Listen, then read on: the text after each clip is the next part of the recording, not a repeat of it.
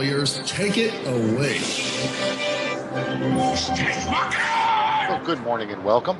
This is Mike Harris on Veterans Today Radio, also simulcasting on Revolution Radio. Hopefully we've got this hooked up right. Hopefully things are working properly for us, and we will see here momentarily. We've, as you know, yesterday we were plagued with software issues and other problems, but if we've done it right, everybody should be hearing us on multiple locations right now. And as promised, our guest today is Mr. Mehran Keshe. Mr. Keshe, are you there? Yes, if I don't get disconnected, yes. Well, hopefully you won't be disconnected. We had enough of that going on yesterday to last me the rest of the year. So anyway, welcome to the show. How have you been? Thank you very much. Still alive and kicking, as we say. We are still going ahead and trying to do some useful work. And we'll see where we're going to go. Okay, well, good. Now, I understand that we've got a little special program set up for the first half hour or so today, first hour maybe. You've got a kids program going, and wanted to sort of have you participate with what are you teaching the young folks? What we have decided is that it's no good to wait and try to teach them the new science when they already got their degrees or they are in the high school. So what we decided a few months ago is that we start teaching the basic language of the new plasma technology to children. And okay. By teaching the children, the adults are learning more than the children do. So we are entering the back door to teach the adults and the children at the same time. Okay. So you have a program going today. So we're going to be allowed to listen in and eavesdrop on your class? It's not a class. It's an open session. It's run by a gentleman called Kevin Davina from Austria. Okay. So we expect him to be online if he is. He's usually around. And he sets the scene what he thinks children need to know or want to know. So I don't know if he's available. Rick Ramond can see him in the background. Okay, Rick, do you have him in the background?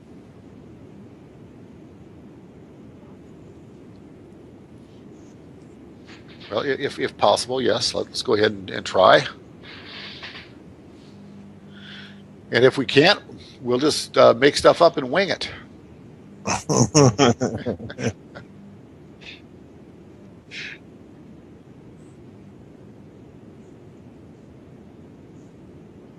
Okay.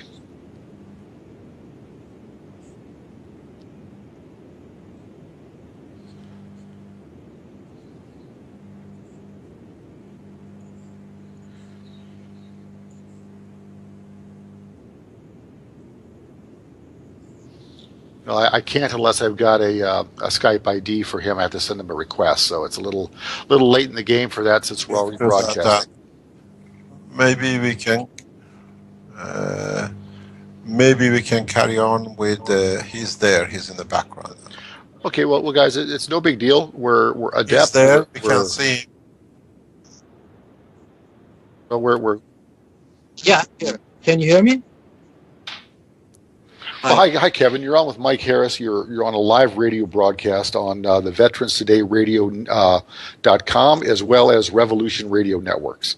So you've got two audiences out here listening to you right now, and welcome to the show. Thank you very much, Mike. Thank you. So we were talking to Mr. Keshe about this kids program, and that how much easier it is to teach kids the new physics than it is to try to re-educate them and make them forget conventional physics before they can learn the new physics. So what's this process about? It's an open question for anybody who wants to answer it. How does this work? The way I originally envisioned it is since the children are our future, I thought that it's a brilliant idea, to give this other half of the physics or the things that we haven't been learning in school, namely the plasma science that stands on its own, teach that from the roots to the children and simultaneously to their parents. because these are totally new principles, and which need to be really understood and comprehended as a totality, as Mr. Keshe, used to say. Okay. And so what are we teaching? How are you transferring the knowledge to these kids? The thing is, it all starts with the principle. The principles of this science are the fields or the plasma, and this is Mr. Keshe has really well illustrated this in the very first kids workshops with magnets, with ring magnets, for example. And he shows how fields are of how we are surrounded by fields, how magnets, ring magnets, are interact with one another through their fields, through magnetical and gravitational fields, and the fields form the plasma. So before we speak about the fields, Mr. Keshe's intention was to teach the kids the correct principles, and that is plasma, as it's as a science for itself. Okay. And how do the kids absorb this? How are they taking to it? Are they doing well? Well, kids, I guess, are following the kids workshop. We haven't had so many chances because there's a lot of obstacles and barriers. For example, the language barrier. There are a lot of parents who would be interested but don't even don't have the time, or they don't speak the English language, and that is a barrier for itself. So we will find a way, I'm sure, to overcome these obstacles, because it's not about English speaking children, it's about all the children on this planet Earth. So we need to, build up a structure. Eventually, I see it once the university structures in Italy start off, that we simultaneously are building structures to teach all children in not only English language but transcribed or translated into other languages. Starting, with the very basic stuff, with the very basic principles. What is plasma? Well, what is plasma? Why don't you tell us? Plasma consists of magnetical and gravitational fields, which is, for me, if I may explain that, maybe Mr. Keshe can do that much better. But it's about attraction and repulsion. So these are two basic principle actions which take place, and a plasma is nothing else than finding a balance of magnetical and gravitational fields, and once you have a plasma with another plasma and with another plasma, then you go into the matter physics. That is whatever that is, molecules, physics, chemistry, biology, which we have been taught in school or whatever, in college, university, and this is about the essence and natural principles of creation. This is how I perceive it, how I understand it, and it can be truly a lot of fun, if I may say that. Okay, so I just lost my train of thought. You have to forgive me. We're juggling with some other technical issues here. Yeah.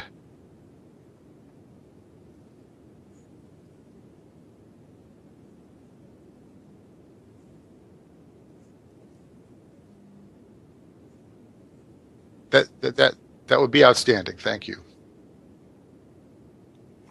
While Rick is trying that, let us explain something which is very fundamental. Dr. Davina uses the term magnetical. This term is unknown to common people, but within the Keshe Foundation, it's very well used and understood. One of the problems we have in the world of physics is everything is magnetic. We call the magnetic field of the Earth. So what we have made it very clear, when you have a magnet, they attract each other or they repel each other. So We call the attraction gravitational and the repulsion, which is the interaction of two magnetic field of two entity, magnetical. So it's a clear separation, and calling magnetic field of the Earth is magnetical field of the Earth, because it's the repulsion field which every entity in the universe has. Earth has two things at the same time, gravitational and magnetical, which is the repulsion, what we call, that creates the atmosphere of this planet. So we call them magnetical and gravitational, which means the field forces created by interaction of two plasmatic fields. And then for short we call it MAGRAV, magnetic gravitational. So every plasma has both magnetical repulsion and attraction. Is when you have two magnets, if you have two similar poles, they attract each other. The term in English, gravitation, they gravitate towards each other. And if you put two similar poles facing each other, they push against each other, because it means they need a gap to allow all the fields to go from one entity into the other. So the separation point fields, we call it magnetical, and the interaction of the two, magnetical and gravitational, makes the magnet, that makes the plasma. The term which we don't use is north and south, because we call it the entry pole and exit pole. Like Earth, it's got an entry pole where all the fields go through the south pole, the bottom, and as they go through the planet Earth, they absorb some of the fields which are within the planet, released by the atomic structure, nuclear decay, and the rest of the materials in the planet. And when they come out of the North Pole, or the exit point, they are much stronger than when they went in. And we see this clearly by the temperature difference between the North Pole and the South Pole. There is a temperature difference on Earth of about 5 degrees, because a stronger field in interaction with the friction, and because they are stronger, they release more energy, so we see a warmer pole compared to the south. And we see this on the sun, is 30 degrees temperature difference between the exit pole and the entry pole at the south. So this is how we explain the new physics that is understood. These are ambiguities in the world of physics which never understood. We never knew why. For example, we create light on Earth, on the surface of, why we have light whenever there is an interaction of the fields. Now we can explain these things. At the same time, we show in a simple way to children that it's not, plasma is not a two-directional field, but it's a spherical, and their interaction counts. And understanding this, if you have two magnets, ring magnets, or so you can make a spherical magnet as a plasma, if you bring them together, not flat on the table, but standing up, you find out the field is much extended, and the direction of flow of one dictates the direction of the flow of the other one. And so if, for example, you put two magnets on the floor, on the table, if you bring one magnet which is slightly weaker, can go closer or further from the other one. So it's the gravitational magnetical field which dictates the position of one magnet in respect to another, or one plasma in respect to another. So the position of the Earth is dictated by the gravitational field and magnetical field of the Earth in respect to the Sun. And so in a simple way, we try to get these youngsters to understand the totality, and then they find their own way to explain the whole structure of the physics and chemistry. And this is how simple children understand. And in a way, now we understand, for example, as we say in our teachings, why Venus rotates clockwise. We know this because the hypocrisy that, for example, Venus was hit by the meteorite and changed its direction is totally non-acceptable, because we can show with the systems we have. Venus is rotating clockwise due to gravitational magnetic field created by it internally and its position in respect to the sun. And if we increase the power of the sun, the planet will rotate clockwise. We can show it, it's been shown a number of times. Or if we increase the gravitational magnetic field of the Mars, it will start going clockwise, anti-clockwise. So the hypocrisy that the Venus rotating in the opposite direction is not correct. It's a physical interaction of the plasmatic magnetical and gravitational field of the planet in respect to the strength of the gravitational magnetic field of the sun and its position at this moment. When the Venus gets pulled further in a few million years, it starts going clockwise like every other planet. And you can see this in experiments we've shown before in different teachings. So we are teaching the correct way, that the true work of the physics, not assumptions which has been made up to now.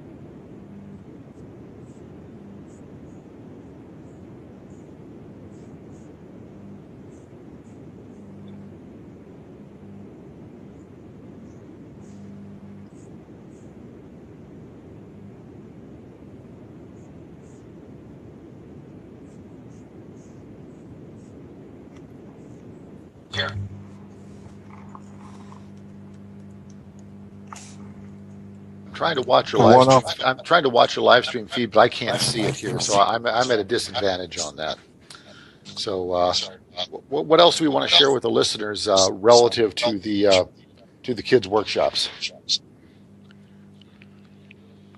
You had Mike on the phone, on the line?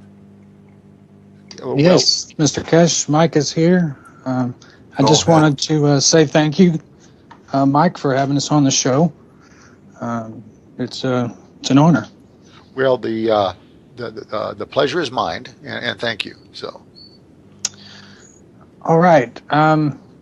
For the live stream for the kids, Rick, if you can pull up the picture number 1 of magnetic polarity for me, and I will start explaining. I'm going to try and be as visual as I can with my words so that the radio listeners can understand as well. Well, go ahead. We have about a 30-second delay between the live stream and the video, so I'm waiting for it to come up. So, all right. Magnetic polarity is talking about the fundamental elements that are in space, as Mr. Keshe calls them. What are they called, Mr. Keshe? I'm listening. I'm trying to remember it. They're called antimatter and matter. The normal. We call it principal matter and transition matter. That's correct. The principal matter and the transition matter. What you're seeing on the screen are blue circles and red circles that have pluses and minuses. Okay? The plus is the positive polarity, the minus is the negative polarity. Okay? And they have invisible rings or spheres around them that dictate whether or not they're attracted to the other. Okay? Just like any magnets.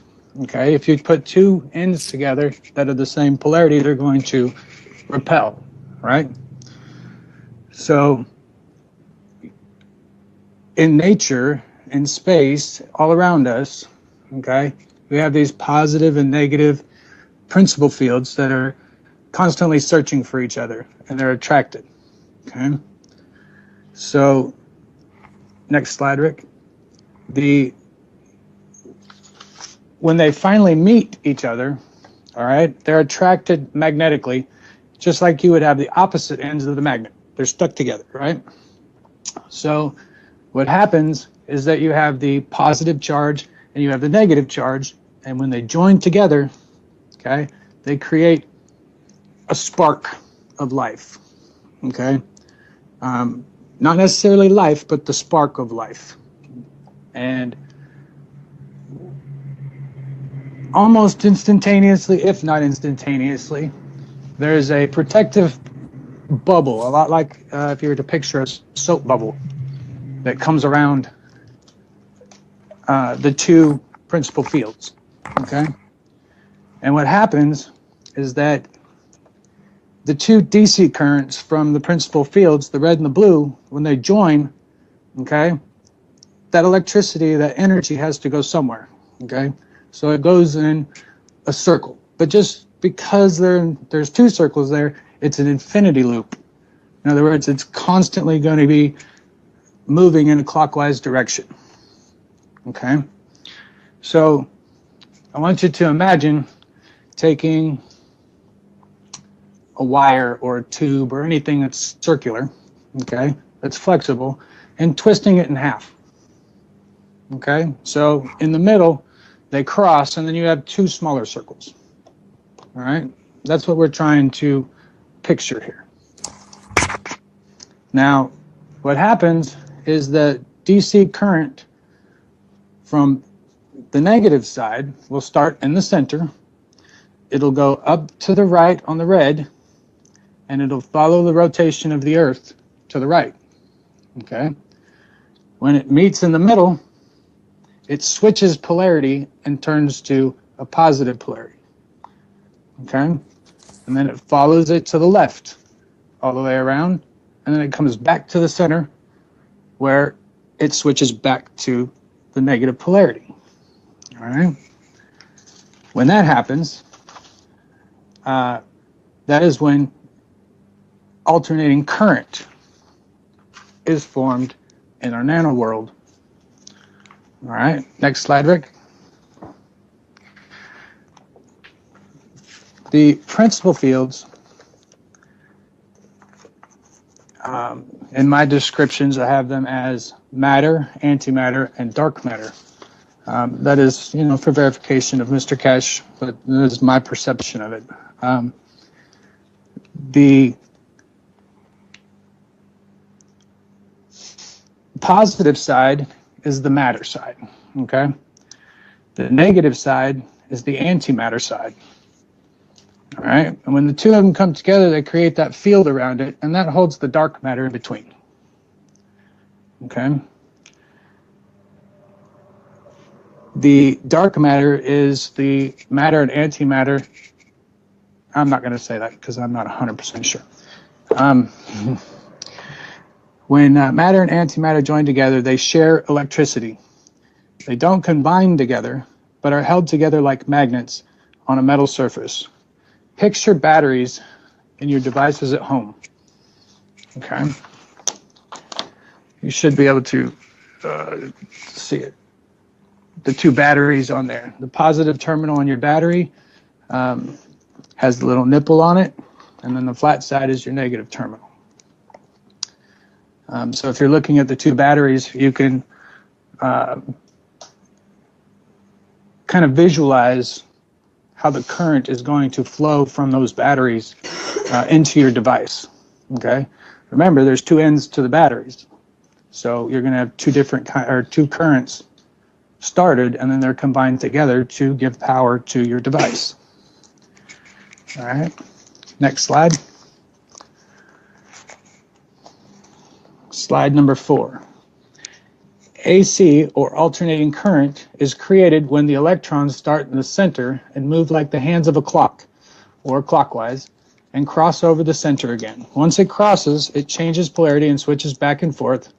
It alternates between positive and negative, hence alternating current. All right, to kind of give you a perspective on the amount of energy that we're working with here, okay?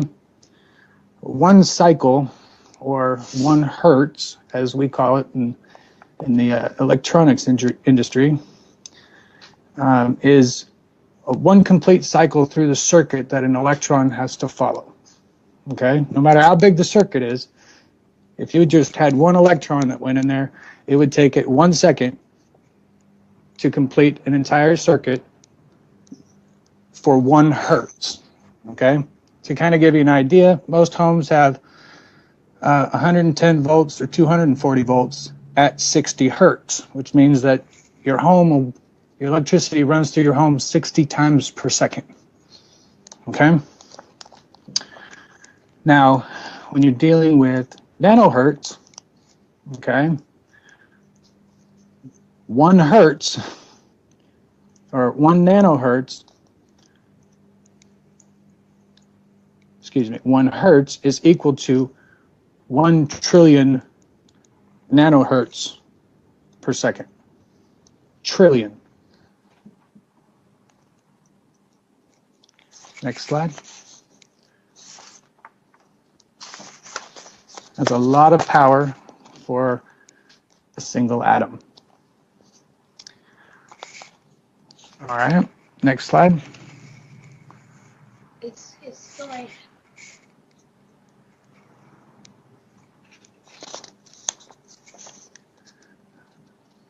All right. Can you still hear me? We can hear you fine. You sound good. Okay, it's really quiet. Next slide, Mr. Drake. Okay, game up. Making AC by nanocoating.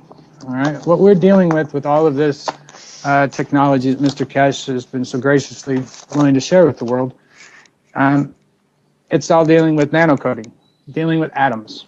Okay, taking the power of something that we see every day, like a standard piece of copper wire or something, okay, and turning that copper wire into 1 trillion times more power. All right, and that's what we're working with on the nanocoating process. All right, we're taking everyday stuff. In this picture, you'll see my depiction. It's very hard to describe atoms being stripped off of the copper and then being oxidized and being attracted back to the copper wire. So in the picture, you're going to see a bunch of red dots in what I call the negatively charged nanoparticles. Okay, they should actually be copper particles coming off of the copper wire. It strips it, and like a slingshot, it automatically pulls it back because it's magnetized to that copper. Okay, but you'll see what we call with the Keshe Foundation the caustic procedure. It may not be perfectly as the way Mr. Keshe does it, but this is what's worked for me, and this is what I know that works for sure. So you put aluminum foil pieces inside of a plastic container. All right, I cut mine up to about 4-inch squares, and I cover the entire bottom. And then I put plastic Coke bottle tops. Okay, the one that's got the where you screw the lid onto it without the lid. But I cut the top off and I leave, maybe 1 inch or so of plastic on there. You add that next to a couple of those next to your aluminum foil. Okay.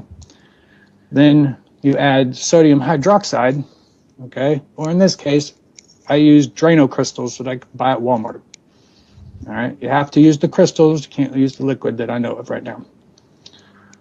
And then you add boiling hot water to it with your copper in there, and you put the lid on it. All right, it's going to steam, and the steam in there is what's going to rip the atoms off of that copper wire. Okay, and it's changed the atmosphere around the wire, so now it's no longer positively charged. It's negatively charged when they come off, or as soon as it's stripped off the copper wire, it becomes negatively charged and is attracted back to the copper. All right. If it's done right, I believe that Mr. Keshe has told us that you can't see a nanolayer, a complete nanolayer, but at 15,000 layers thick, okay, is when it starts to turn black, that we can see with our visible eye. So if it's all black, then you can pretty much guarantee that your entire wire is covered, okay, or your material that you're using, any copper piece. Next slide.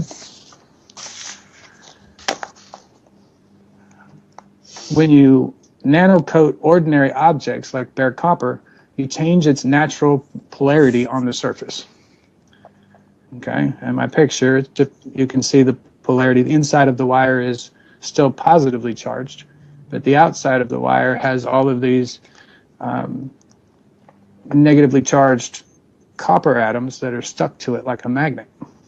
Okay, so bare copper is naturally positively charged. The negatively charged nanomaterials sticks to the copper like teeny tiny magnets. Next slide. All right. As slide number 7.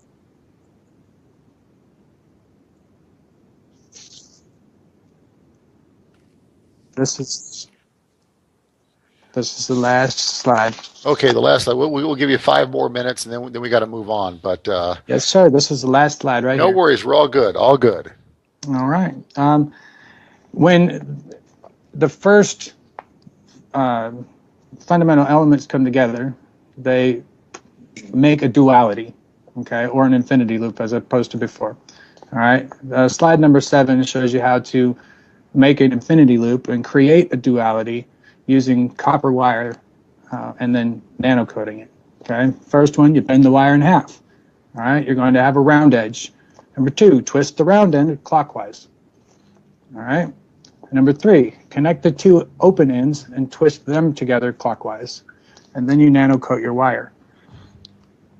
All right. And that is how you complete an infinity loop. And the next section, when this happens, we'll go into how you can, what happens after you nanocoat it. So, but that is my presentation for the kids. I do have the kids here on the line.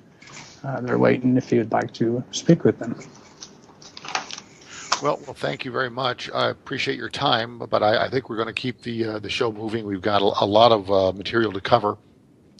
But tell the kids we said hi, and hopefully they'll stick with this and learn a lot and be the next generation to advance this new physics technology. Well, thank you very much for having us, and I appreciate your time. Hey, thank you. Pleasure is mine.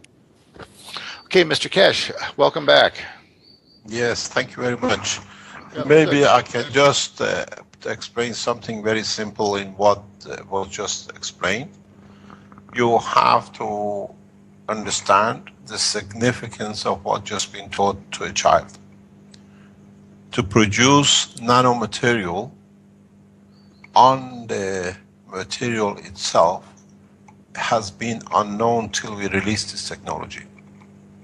And to produce these pure nano layers or nanomaterial has been costing millions of dollars for different governments to be able to produce a pure nanomaterial.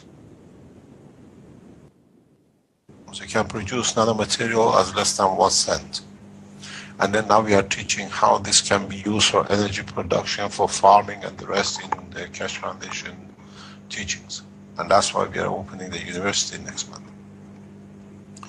Bringing science to absolute basic that you do not need to be a genius, anybody can do. At the same time, every man, every corner of the planet can feed itself if they know how to use this technology as we are teaching now, and how to produce energy as no cost. It's very simple language, but there is a huge significance in nanotechnology. Up to now, nanotechnology has been a very big thing, like when nuclear was in 70s and 80s. Now you can see how simple nanotechnology has become through the new discoveries and the simplicity that we produce it.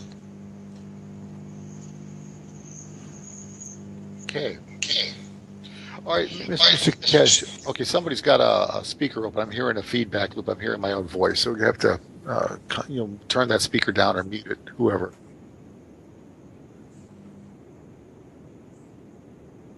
Okay. All right. Anyway, Mr. Keshe, you've been working on some other things as well. Why don't you give us an update? As most of the listeners know, I was there to visit you in December, a week or so before Christmas, and got to see a lot of things going on in your location near Lake Garda. But since then, I understand you've relocated and you've moved. And tell us what's new in the world. We are moving. We haven't moved yet. We'll be moving in the next 48 hours. The reason for move is that we have come to collaboration with LUM University, LUM in south of Italy, and in partnership we have established the Keshe Foundation Space Institute, which means we start accepting students in the master and undergraduates to teach the new principles of the technology. So in the past over a year, I've been teaching individuals here in Lake Garda. Now we go to south of Italy in the beautiful facilities. If you go on the spaceshipinstitute.org, you can see the video, the presentation, and where we are going to, where we can mass teach the technology. And we have departed from the present situation of everything has to be hidden. Our lectures will be broadcast live, and the workshops like this twice a week will be done live. And anything we discover or any development done by the Keshe Foundations around the world, they'll share openly. So we don't believe in patents. The knowledge, like the way Mike just explained to you, making a nanomaterial is not a secret, it's open, you can do it. And we teach in Chinese translation, in Spanish translation, in Italian, and for the children. We have a medical section teaching, and we have a general workshops. So then if your dream has been to become an astronaut, or you wanted to become a space scientist, now you can do it in the environment of the Spaceship Institute. So we are moving down south, 800 kilometers from where we are now, and the opening of the official opening of the institute is on 23rd of April, and a number of dignitaries have been invited by the university and by the foundation. And I think you, Mike, you are one of them who's coming in as well, if I'm correct. Well, we think we've got a dignitary scheduled to come in. We think we've got one agreed to, but I'm pretty sure we do. You got somebody you know very well invited to as a speaker. Yes, I do. Got that taken care of. But we're going to keep his name off the air right now. He's primarily a pretty shy individual, so we'll keep that in the back in the back channel right now. Yes. So if your dream has been to go to space or learn about the space technology, this is the opportunity which we are giving to every man on this planet, every man or woman. And we start in September, hopefully this year or latest next year, the same kind of education from basic foundation for children. So we teach children from the primary school up to the graduation as masters. And at the same time, as you are fully aware, one of our knowledge seekers in America is trying to set up the Spaceship Institute of United States as a university course or organization.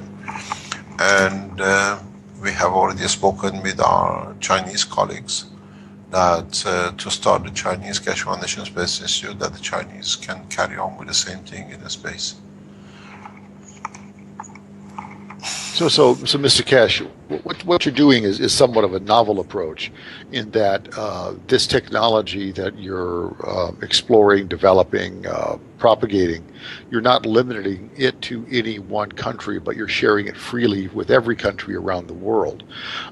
What is your purpose and intention behind this? I already know the answer, but I want the listeners to know. Our intention is world peace. When everybody has the same thing, and the same technology, when there is no hunger, when there is no shortage of energy, when there is no shortage of food, when there is no pollution, we'll find peace. Man always has progressed when it's been a peacetime, much faster than the wartime. On the other hand, they say it's a dream, but we don't have a dream. You can go on all the Keshe Foundation teachings on the forum and the live stream. You see people around the world are doing everything the same. They're growing, testing plants, they are creating energy, they are testing the cleaning up the environment using the material by capture of CO2. If you go on our website, keshefoundation.org, you see we are the only organization in the world who's marketing physically units which capture the CO2 from the air. But because we've been up to now as an institute with the Iranian nuclear physicists at the head of it, now that become an international institute, you will see it go public. What this means, we have never seen gases in a solid state. So now we developed the technology in a simple, you can buy it for about $29 or €35, whatever it is on the site.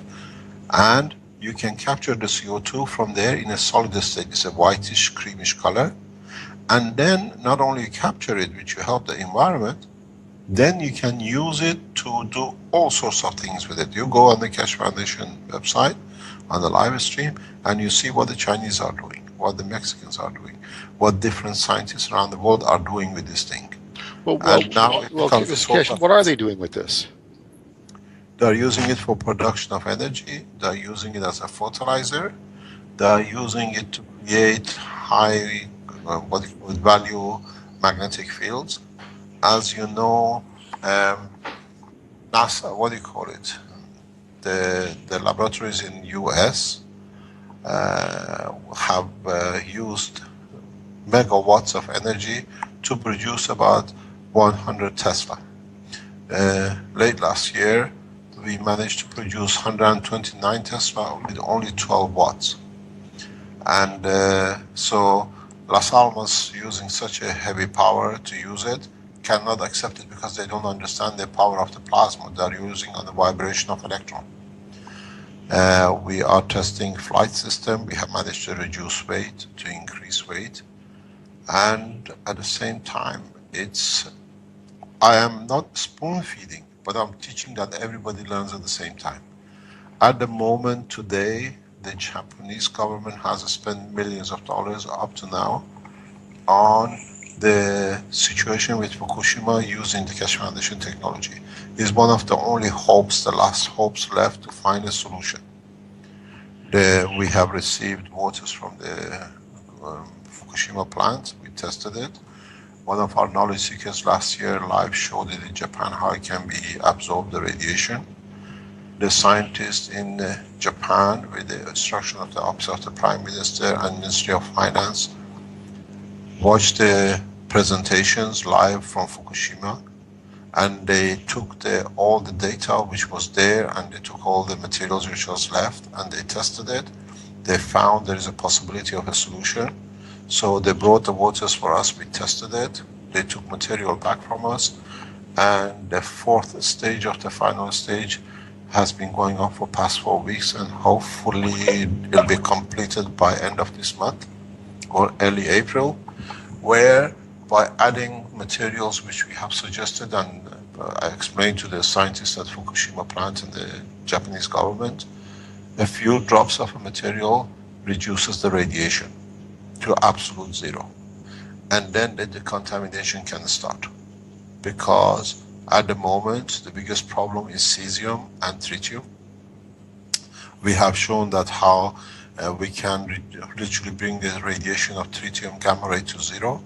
We do not destroy, this is the beauty of it. We do not destroy the cesium, we don't do anything. But by introducing a new material in the environment, we create a condition where the radiation loops back in itself.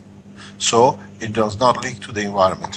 When you do examinations of different high-level scientific tests on it, it shows still as a cesium, but without radiation, which has been unknown. This is exactly what Mike explained in a very simple way. We create a loop in conjunction with the radioactive material, so the radiations of going to environment gets into the infinity loop. And we have seen this now. There are further developments with this going.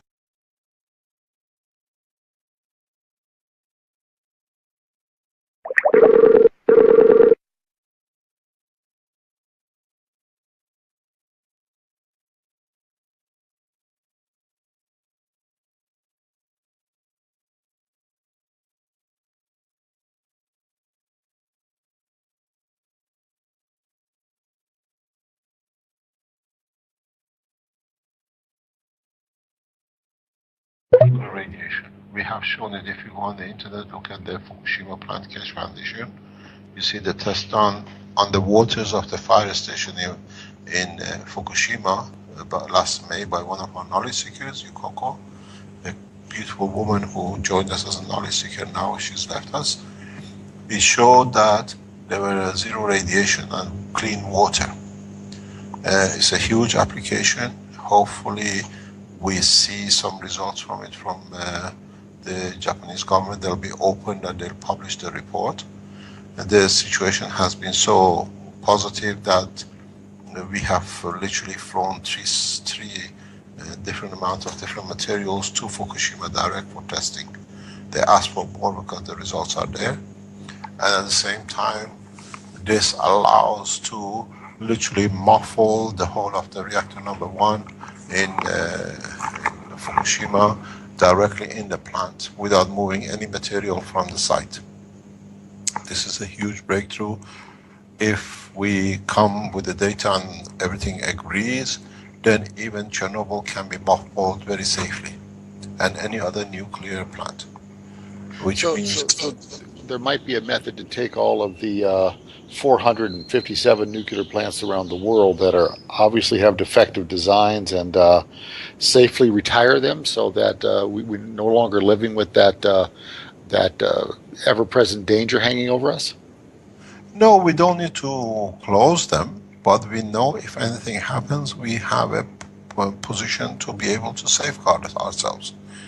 There is a position now that we are looking at development of the extraction of the radioactive material from environment on air. We can do it from the water. We have to wait another 2 or 3 weeks till the Japanese government announces their test result. Our material has already been tested. They know, but they're looking for a continuity of the result because of the position we've taken. Italian Nuclear Center has already confirmed the reduction in cesium radiation and gamma ray, but they don't understand the work of the nanomaterials the way we produce it. And in a way, we don't need to mothball the nuclear reactors. We can run them and know them. We don't need to decommission them.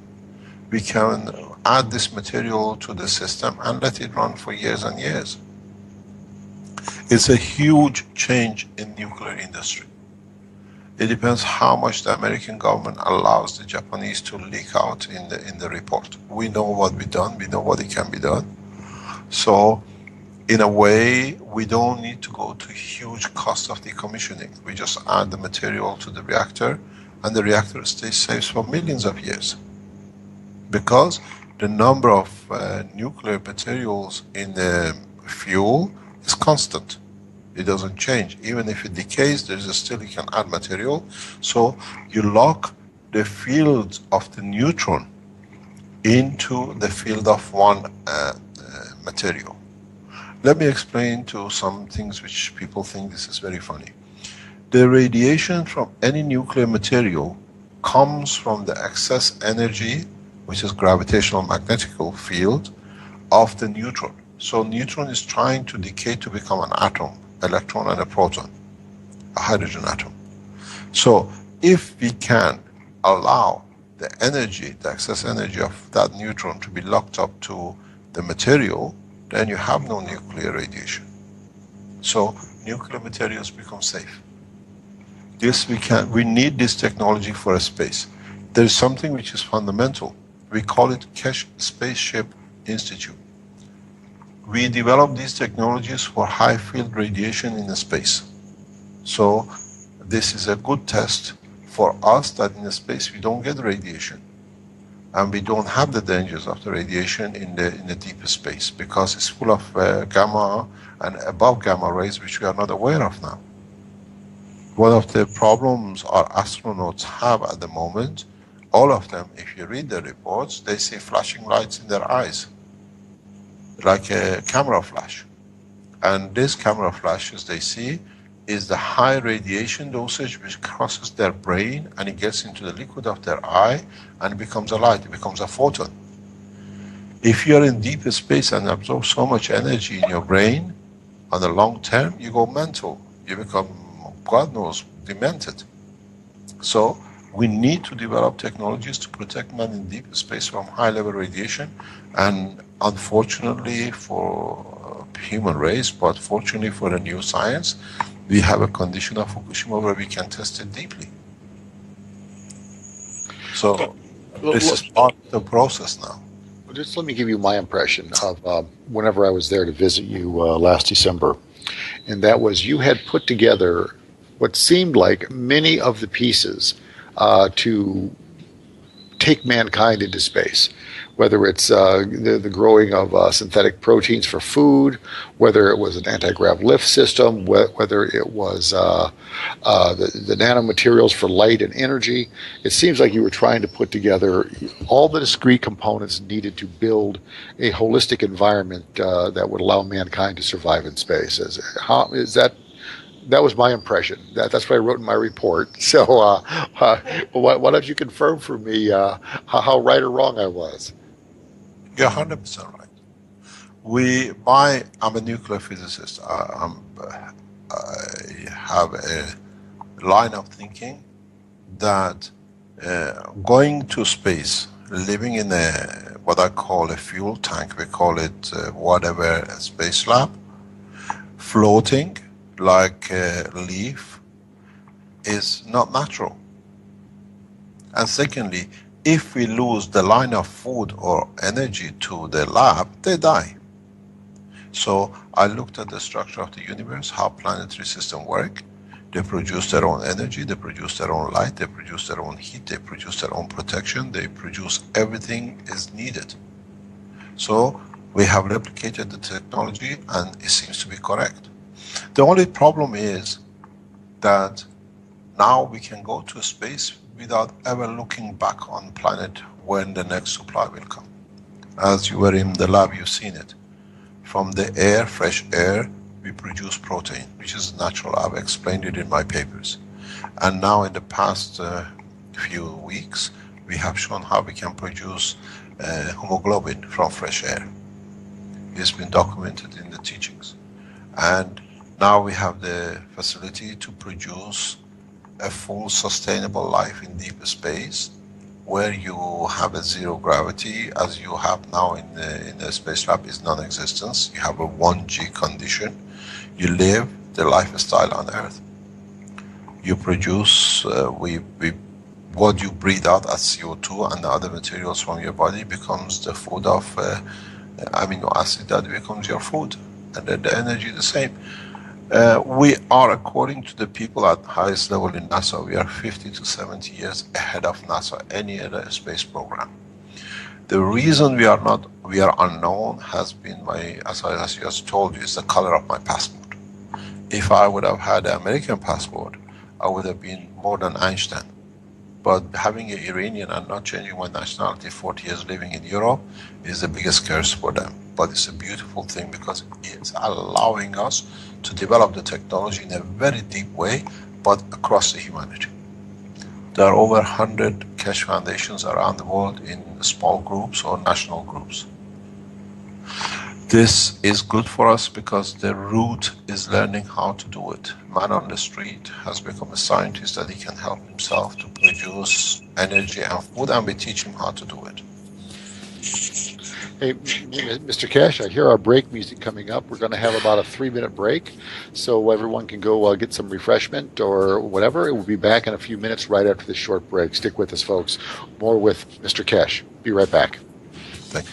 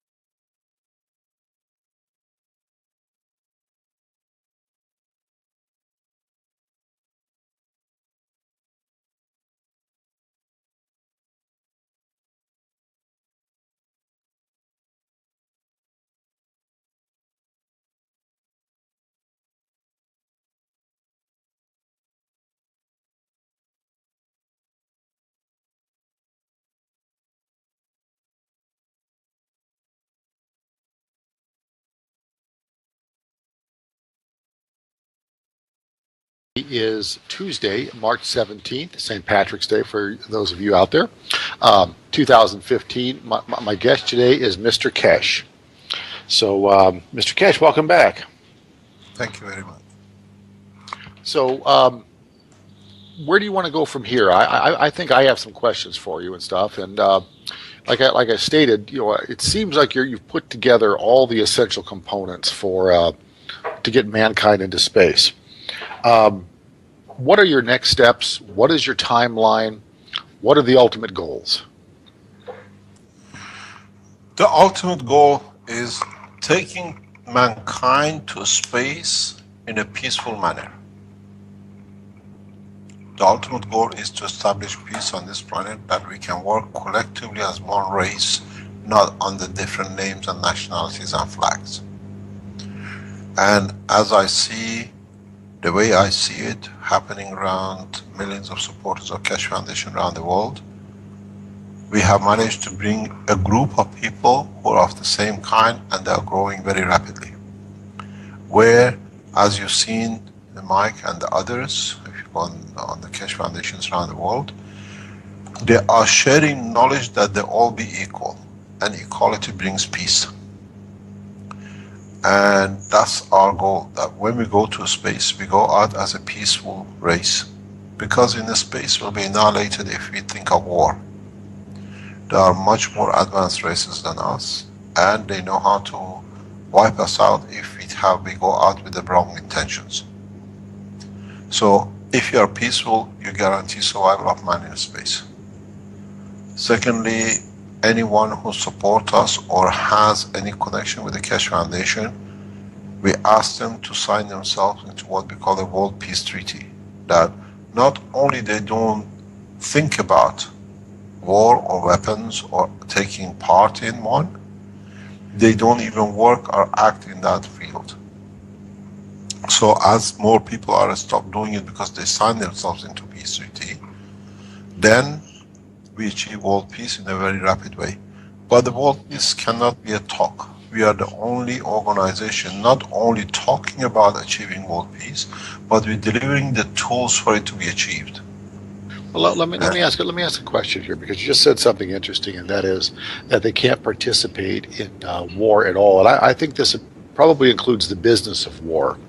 So if you're a metal worker, for instance, and you're working for a company that makes missiles that are used in war, you would quit your job and go find some other job in the metalworking space, and not have anything to do with continuing the business of war, if you will.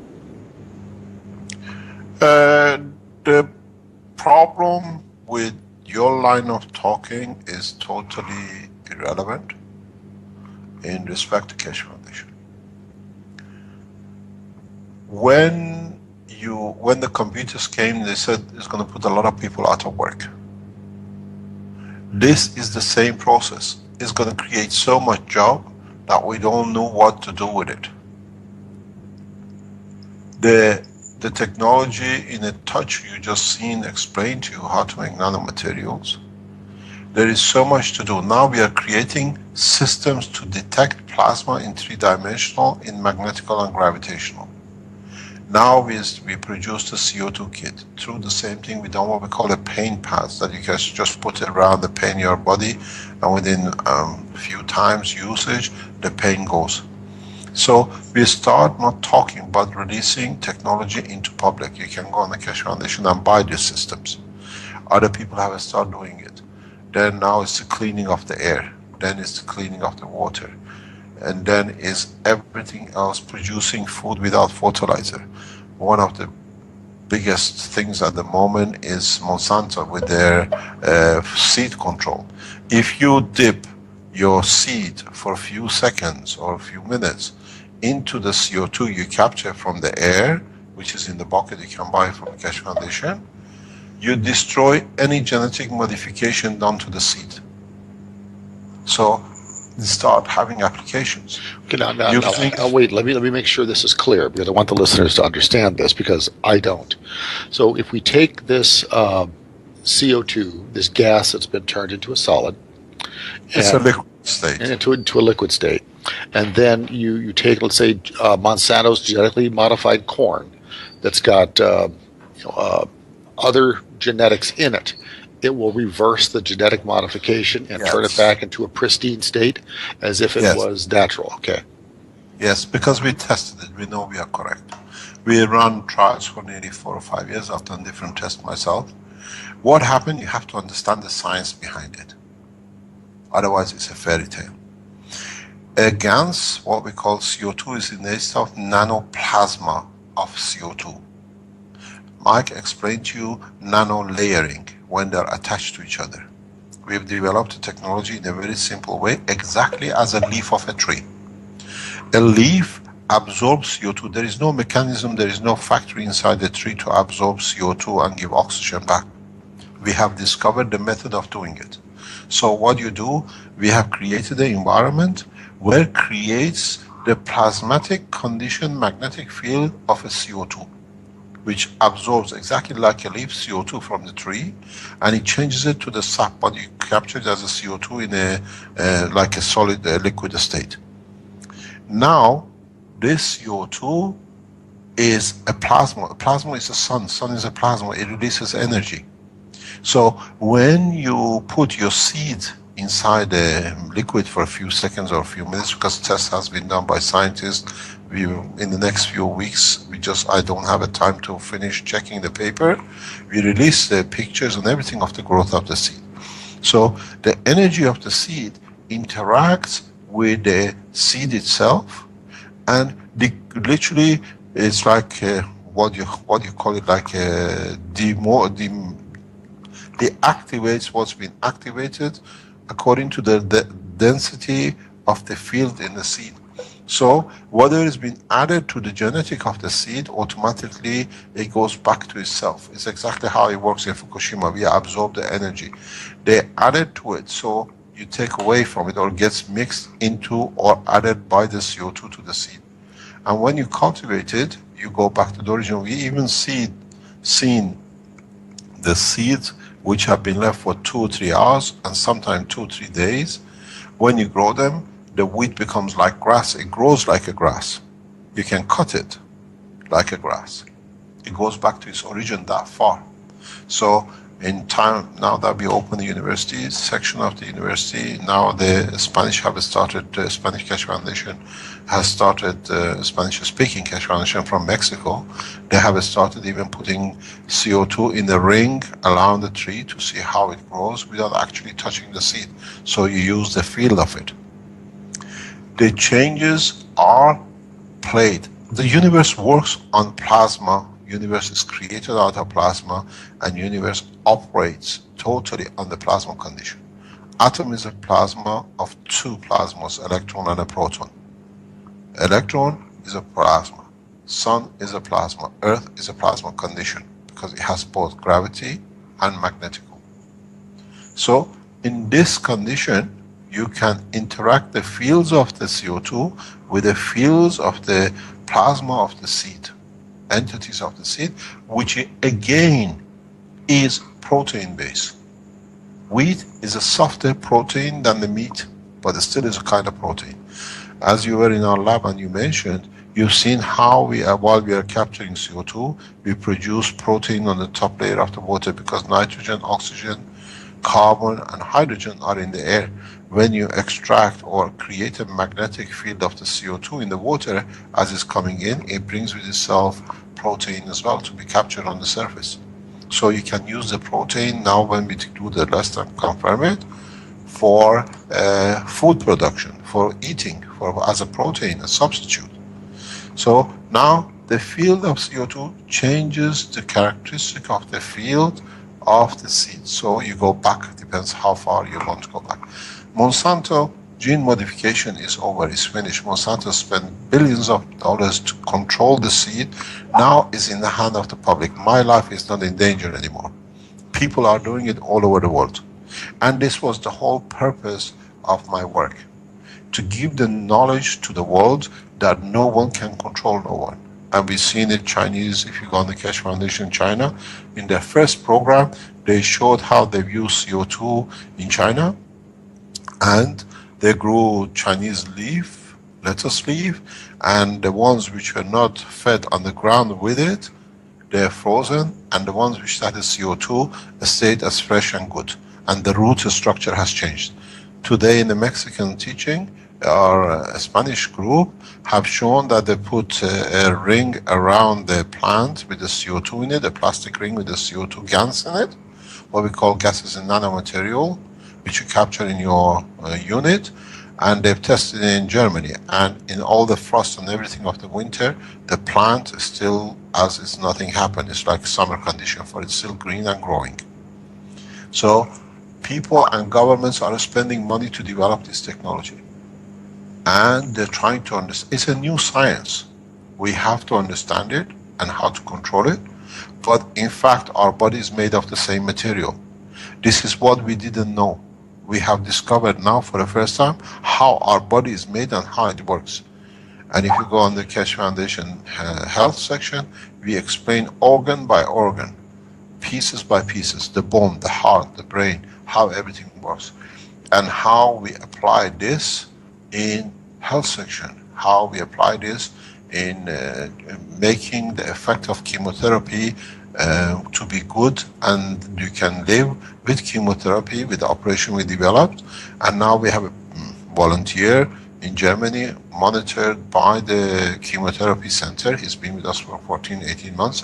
His son was with me this afternoon. They gave him 1.5 years to live after the operation with 2 courses of 5 months chemotherapy. The blood test came in because the chemotherapy center and 2 doctors monitor the blood every month. We used to do it every week, now we do it every month. There is no sign of cancer, and the blood is better than a 14-year-old boy. By understanding, we are changing, and so we are teaching. And it doesn't stay with me anymore. I'm teaching it freely to the public, the world public, and they are using it. And they are teaching each other.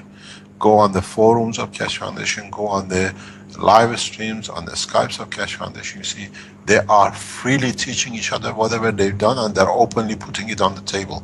So there is no patent, there is no control. We have done with the patent business. It's so many of us, 7 billion of us. You can make enough money to live a happy life if you want to produce it for your neighbor and your nation. But the structure of the control is out. And secondly, when people see they can do it themselves, and we are showing more and more, we start creating the point of peace. Knowledge is shared freely. It's never been done in the Keshe Foundation Institute. In our spin-offs, in our laboratories, there's going to be a camera. You can any day watch anything we do. Any discoveries, you know, the second we discover. And our students will teach in their own nationals, in their own national language. We need a lot of good scientists from America and around the world to join us, to teach and to bring this technology very rapidly into a proper way that everybody benefits by it. The position is, we have found solutions for a lot of diseases, but up to now, it was me teaching it. Now it'll be a number of scientists, hundreds of thousands of them in the coming years, that they teach and they develop. We do live sessions. We talk to our Chinese colleagues that the teaching in the institute in Italy will be live broadcasted in the universities in China. We are talking to the people in Sofia. We are talking to African nations because they can't afford paying for scientists to go to teach. So we do teach them directly from the teaching rooms, live, as anybody in Italy or America learns. You were in a meeting past few days with one of our Keshe Foundation directors of the America, and you know what is the plan for America now. We start teaching it directly in American university, directly the way it's set up. We've done it here. Our knowledge seeker Armin is setting up the structure in US. So you don't need to wait for NASA to do something for you. You can become astronaut or spaceman, I call it. We call it motions, man-oriented gravitational system, in a space yourself. You can teach us. We are learning every week. People come online and teach us what they discovered. We have made knowledge free, unconditional, and in a way we have created a community of peace, and it's growing by hundreds of thousands every month. We don't go and preach. We teach freely, we give knowledge freely. The ones who see the benefit on it, they do it. The ones who want to make money out of it and they see us as a danger, they don't stay rich, they see us as a danger because of their financial gain, and those people are very soon won't be on the table, as we've seen it. Well, what is your everybody wants to know, how soon till we can start building spaceships and get off this rock, so to speak? The problem is not having it. The problem is controlling it. There are two nations which fully have developed and developing this technology deeply. One is Russia and one is Iran. We know Syrians were about, just before the internal war, they're given the technology by Iran. They were doing it, and it was too close to Israel. We have opened our patents, so everybody can do it. There are 2 or 3 problems, as we have seen now. We have shown the structure of how to make the plasma, how to make a free energy. Don't forget, one of our systems, if you go on the live stream, is about 11 kilo, 160 gram. We have managed to reduce its weight to 10.6 kilogram and increase it to 14 kilogram. And the total material we use is less than 10 gram. Not even 10 gram, maybe 2 or 3 gram. And we don't burn any fuel. We use gravity of the material of the plasma of what you capture in the CO2 box to create magnetic gravitational positioning in respect to Earth, and we move. So there is no burning. When we open our reactors, we have the same material as we put it in after the testing, weeks and weeks. So now we know how to get the fuel, we know how to move. The problem is now we need instrumentation of control, and that's what this year we start doing. The Keshe Foundation group in China are developing a system of control for plasma, in detecting it, that we can measure it. Then we need a control system of the 3-dimensional for the whole system. I have a nice lady from Bulgarian University joining us. She's specializing in 3-dimensional space movement.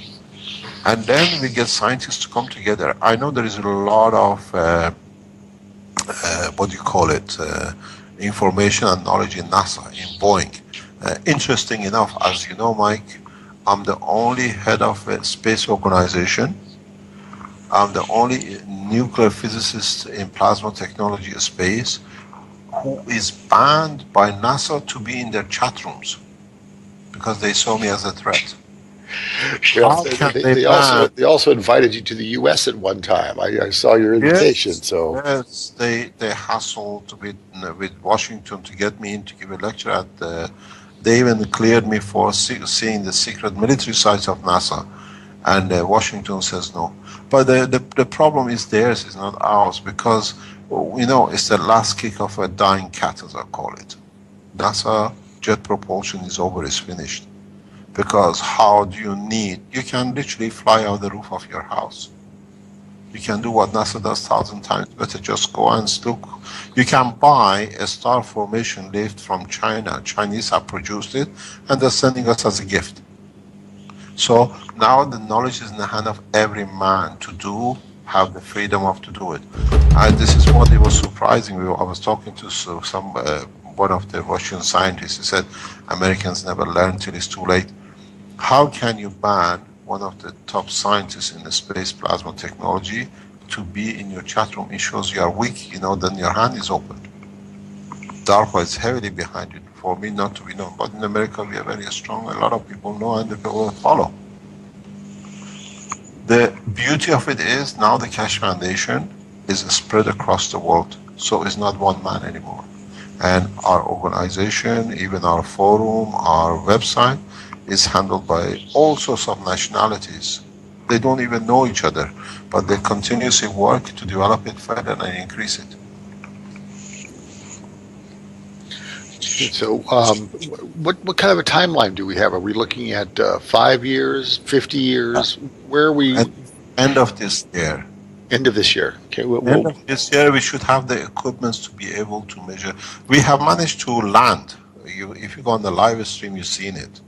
We have managed to land from 35, 40 centimeters. We don't work on levitation. we work on the plasma technology. So we have managed to land our system. We have managed to reduce his weight that if we know it literally hovers off the ground like a feather. Because we don't have the right equipment to understand where the switch transition point is, which is getting developed in China and hopefully in Italy very soon, then we can dictate the position of where we want to stay, what is we have to change. We are working at the moment blind. If I open the channel of the operation with the Iranian government and the American government, the Russian government, we will have the technology in no time. It's already used and tested by the Iranians and by the Russians. So the problem is now people are doing it without depending on governments and nations.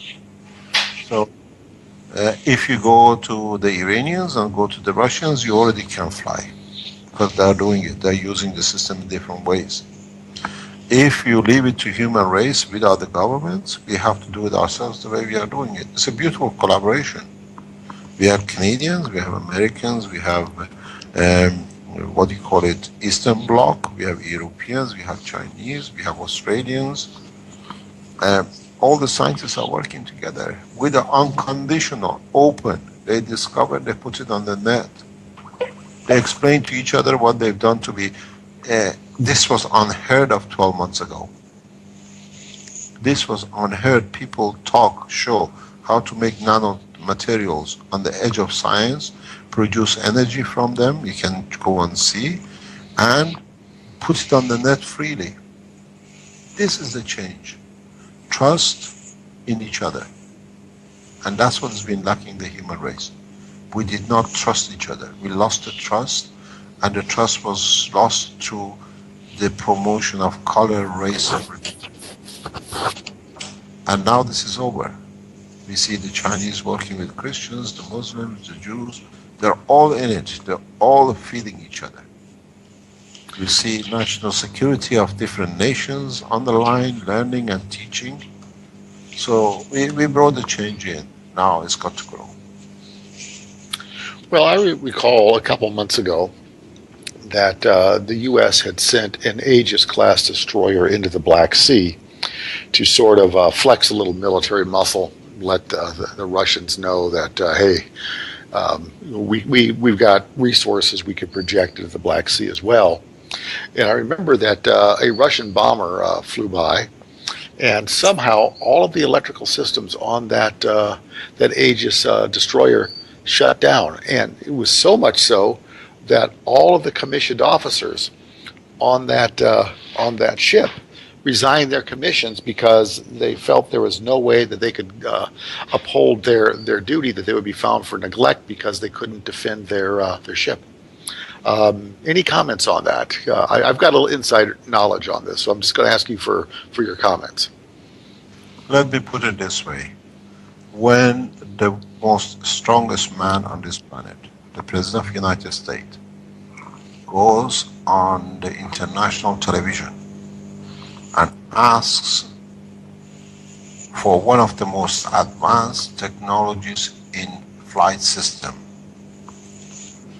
and he calls it a toy to diminish the importance of what it is, when the most advanced aircraft, American spy plane, was captured by Iranian the day after I announced we're going to show the power on the 4th of December 2011. I announced it on the Saturday the 3rd of December it's going to happen, something very soon. It shows that the knowledge when I was in Iran was set up and the Iranians have completed it. Understanding that your spy plane, what now you call it a toy because you can't say if it was so advanced, which was controlled by a number of satellites. You had a self-destruction unit inside. It was going as supersonic, was brought down and landed safely. Then you understand the power of the technology. The most advanced military planes are not safe anymore because they can be brought down.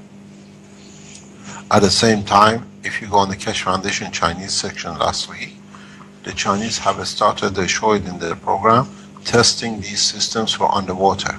So you can bring any submarine to the bottom of the ocean because you just increase weight. As I told you, We have a system which has gone from 11, actually it went from 1062, 10 kilogram, 620 gram, to for nearly 14 kilogram. So you put a weight underneath of the system, it costs less than $20 or maybe $50. So the submarine never comes up. The Russians use two planes. They use one as a gravitational and the second one as a magnetical. So they literally brought the whole system down. There is no way you can restart it again. It's a replication of the capture of the American spy plane in 2011. And don't forget, a lot of people said it was accidentally it fell.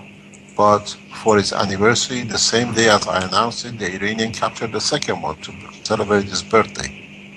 So it cannot be coincidental.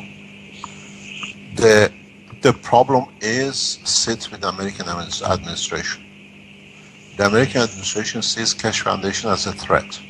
Now the Keshe Foundation Spaceship Institute is the biggest friend you ever had. The friendship comes that what you claim to try to achieve peace, we are achieving peace. As you know, President Obama, His Excellency President Obama, sent me a private personal letter a couple of years ago, explaining why he has to be the head of such a strong nation. And I sent him through our people in US a World Peace Treaty to sign.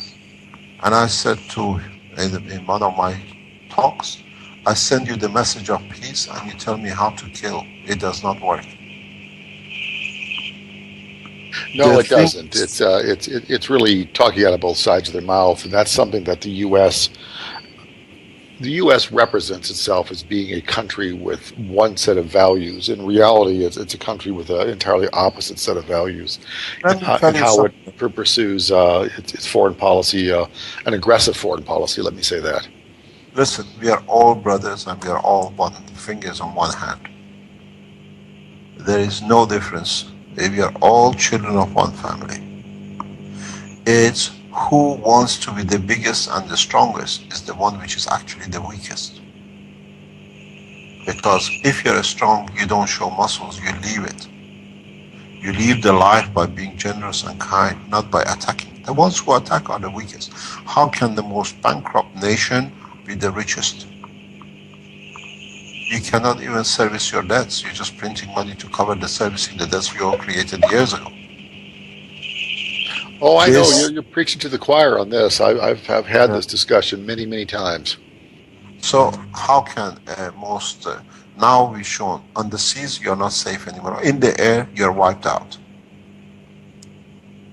And it's not the technology. I'm not endangering. As you know, 6 months ago the Belgian government put in a spy as its student in our midst, and they poisoned me and my wife to kill.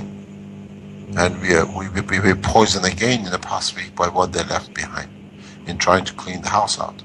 So these are all the last remnants of the people who want to be leaders and kings. So they diminish their own power. The problem is, if we work as one unit, the way the Keshe Foundations around the world have become together and working, you just go on the internet. They discover something today, within hours is on the internet. We find something in the lab, within hours, the pictures of the whole reactors, everything is on the internet. People can see and replicate.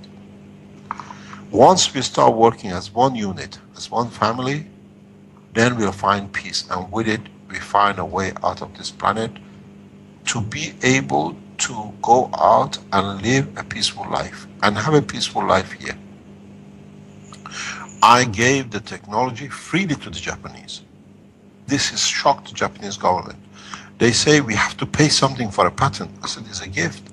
You decide when you use it what you can give to us that we spend it back in Japan for the Japanese nation.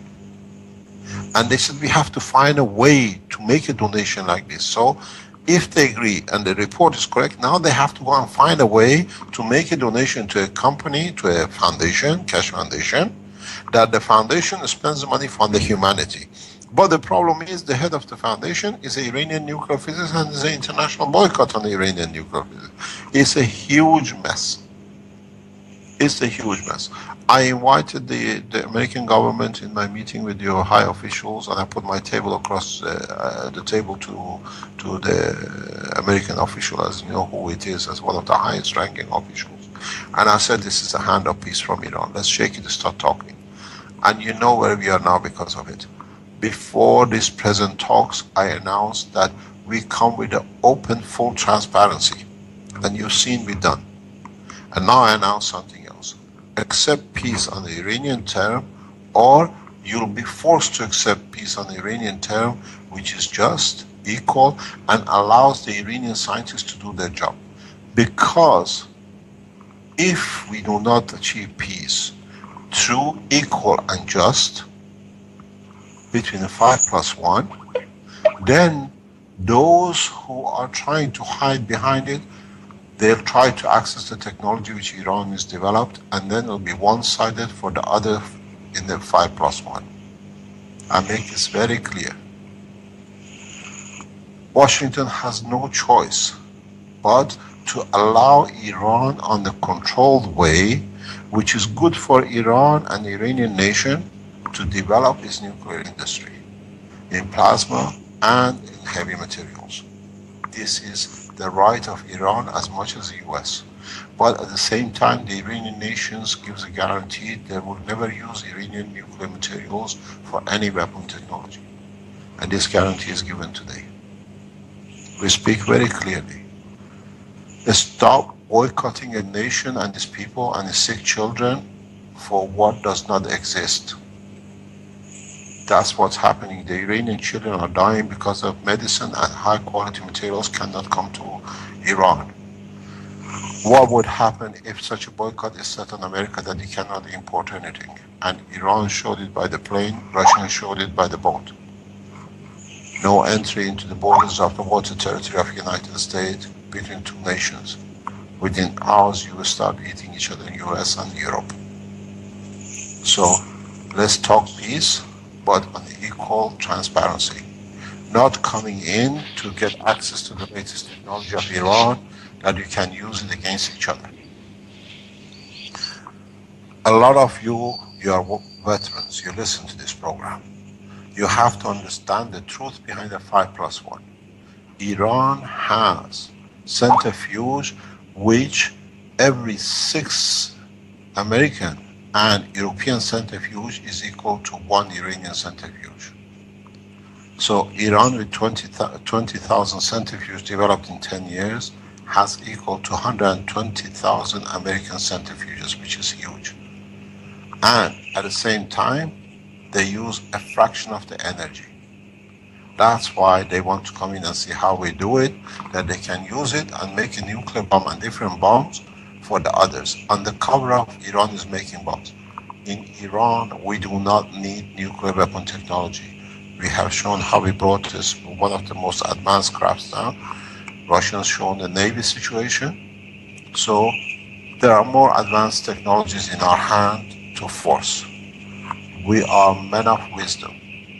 Don't forget, when you go to Christmas, you speak about the 3 wise men from Persia. We are very wise, but very, very astute as well. We know what we are doing. Let's talk peace in a correct way, sharing knowledge and technology the way we have done.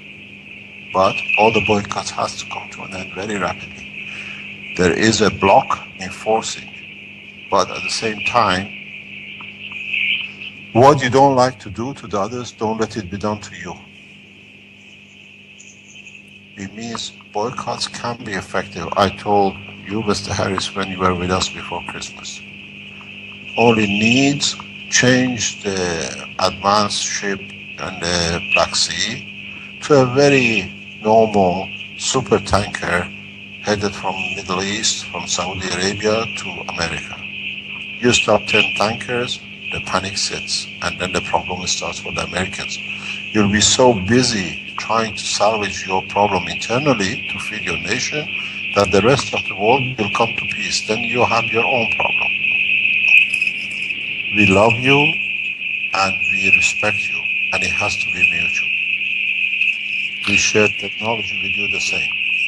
Let me insert something here, because what we're seeing out of our government in the USA right now is not the will of the people. Our government has been hijacked by what I call a criminal cabal, and the American voter, the American electorate, has been shut out of the process for some time now. There's been a couple That is your problem, your internal. Oh, I understand. It is our problem, and it's up to us to deal with that problem.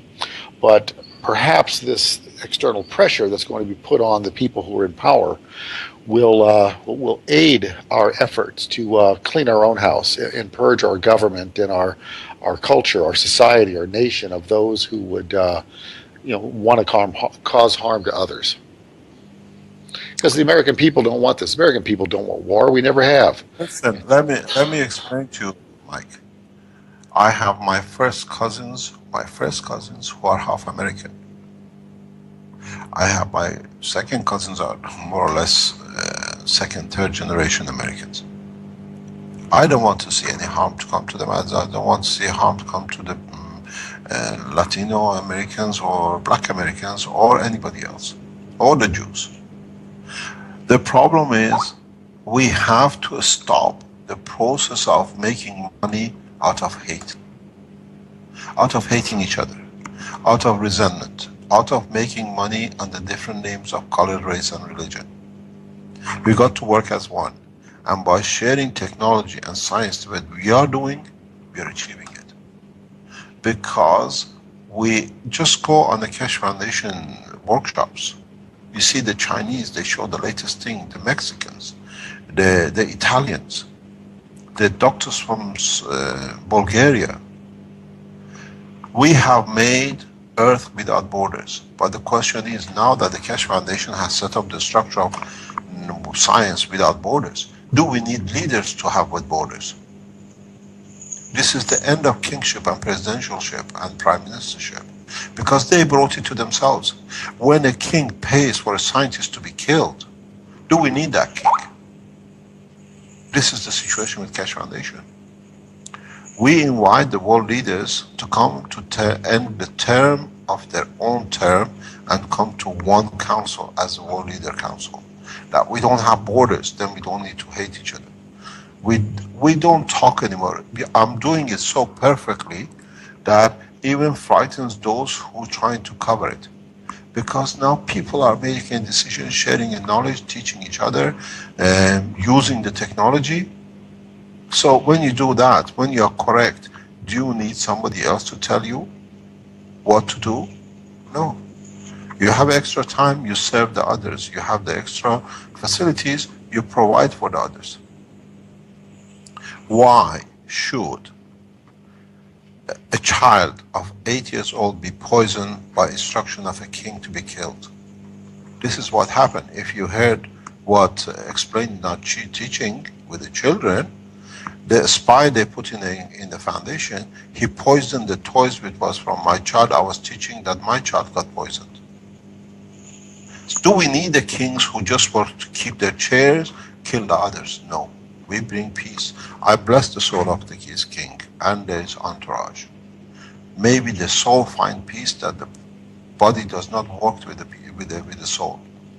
Time of kingship is over. Now people want to live in peace, and we give them the tool. Let's sit and talk as a one nation, not as number of nations. Then we don't have kings. Why do we need to kill each other because in the name of different flags, different way of worshipping the same thing as we got the Creator? Wanting to have a peaceful planet. There are not too many planets, there's one. We live on Earth as one. Why do we need to produce weapons to kill each other where we can use the same factories to produce food and make more money out of it? There is no need for this division to benefit. This is the mentality which originally came even from Persia, the old time. And then now it's promoted by what they call superpowers. How come the most bankrupt nations cover themselves the world leaders? They don't have the money to feed their nations, and how can they be world leaders? Maybe, look at it this way. In Texas, Dallas, you're running out of water. Because you use the water reserves which were underground for millions of years. You thought you have a water, it was reserved to a certain amount. Now you're losing your farms. Let me give you a tip. All the farmers in Texas come to Keshe Foundation. I show you, you can grow material food the same as before at less cost without any water. We done it. Technology is available. Today I sent an email to our Keshe Foundation in China to start developing the technology. The seed you seen, the material you see as CO2, you can create the same thing. Now we know how to make magnets for anything. You create a condition, you absorb moisture from the air, and your plant gets watered. I developed this for African nation, like Ethiopia. Why do you wait for the moisture to go up to become a cloud, to rain down, for you to capture it, to water your plant if it rains there? Now you can have rain. The driest part of Arizona desert, the driest part of desert in the United States, still have 15% moisture. So if you can capture the moisture before it goes up, and if it rains, so it goes up from your land, but ends up in China or ends up in Europe, whatever moisture is in your environment, you can capture it, you can bring it down, and don't use any fertilizer, because you, with the bringing in the rain, you bring the nitrogen the right way, so you have your fertilizer and you water free. I don't dream. We have the system. Go to Keshe Foundation website, order CO2 kit, and try it like everybody else, like the Mexicans did today. The change is not talk. They told me it's a lot of talk. Now we start putting units as commercial units in the market. Now we show the power of the... You don't need us to do it. All you need to do, Mike told you, go to your market, go to your shop, buy a plate of copper, put it in a caustic for 1 day, take it out and let it dry. It goes black. This is your nanomaterial. Get yourself a zinc plate, connect the two plates together, put some salt water in it to cover the plates, and you start capturing CO2. And this is exactly like a leaf of a tree. Go to the Keshe Foundation YouTube. It's called CO2 kit. See how we do it. You don't need to pay us. It costs you less than $1. You have your fertilizer, you have your energy source, you have your food facilities. So we don't talk, we teach you how to do it. I hope you enjoy it. Well, very good, Mr. Keshe. This has been, quite informative here.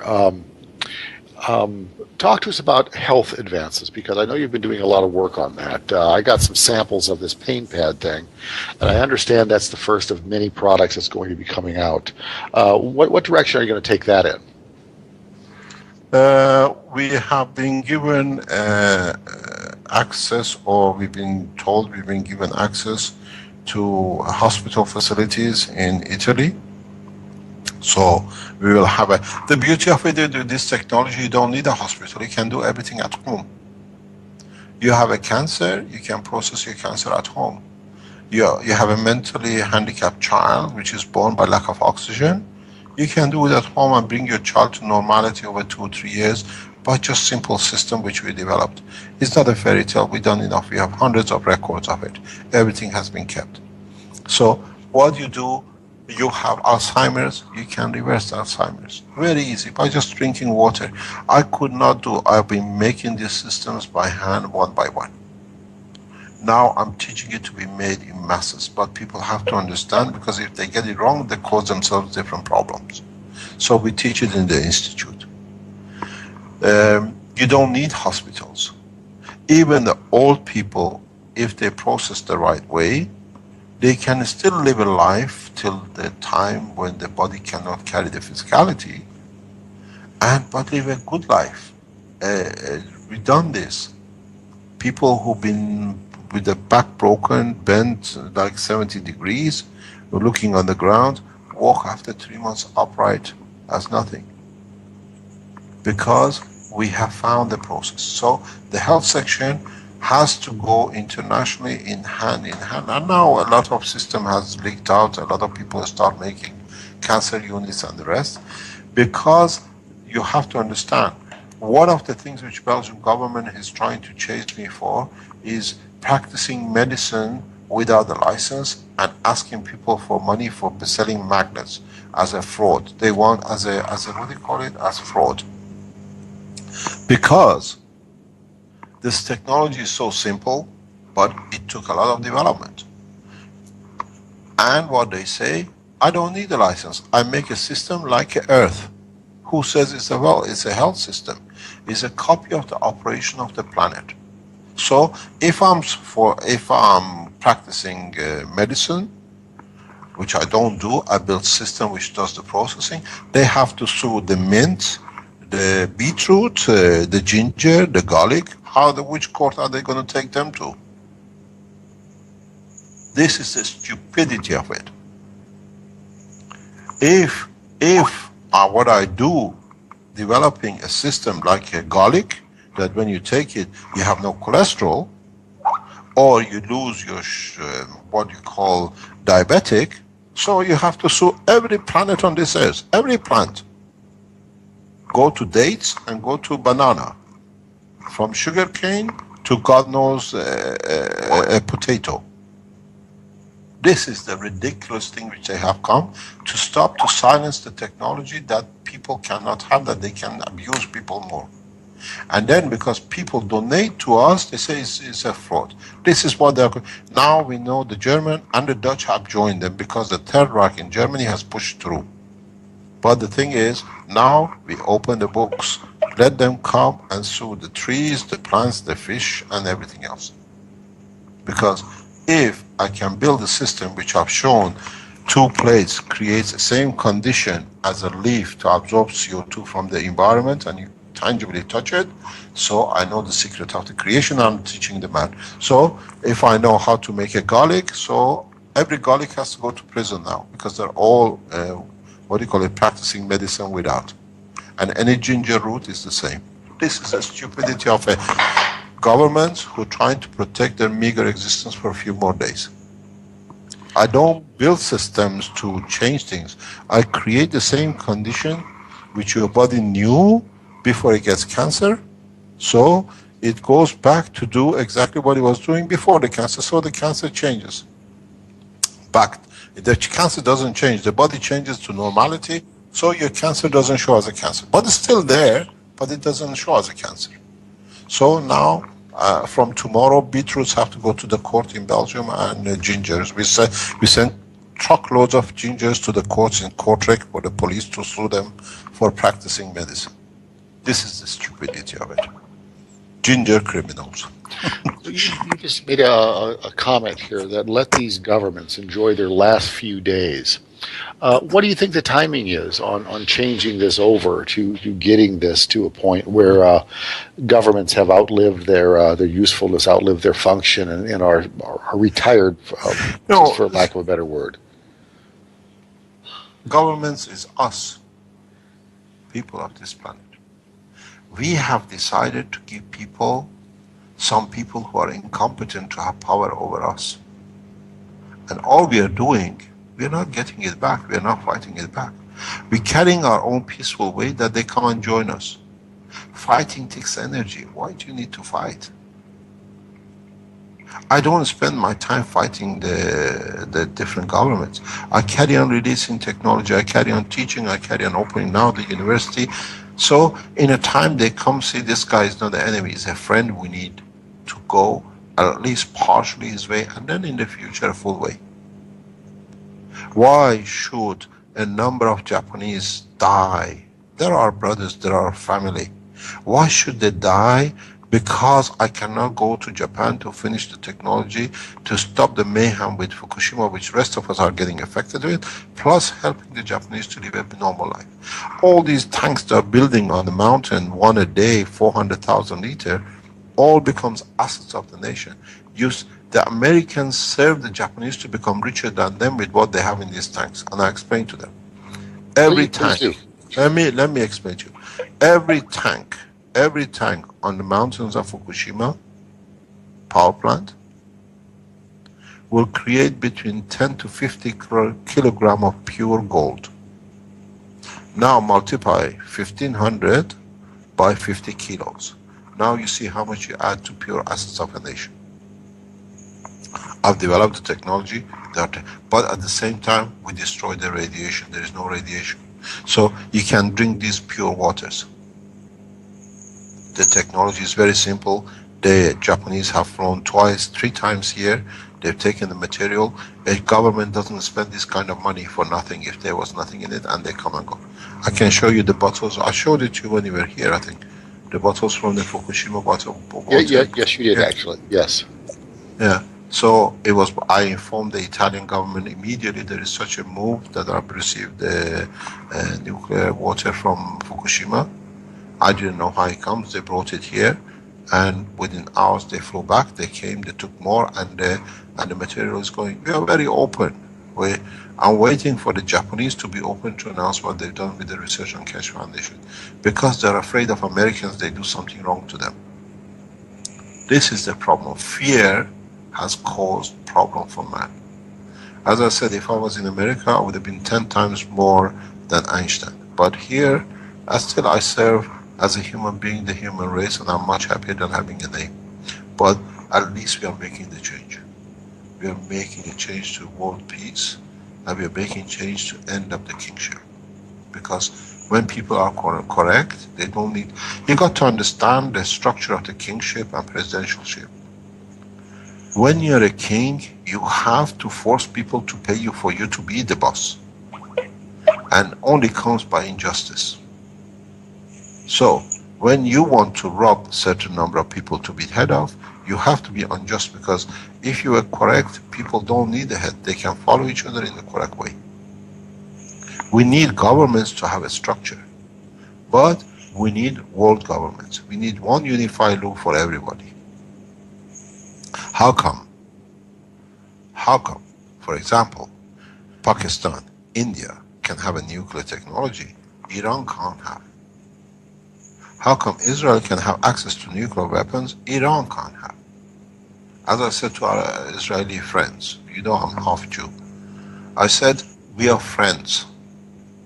Us and Jews and Americans, we are friends.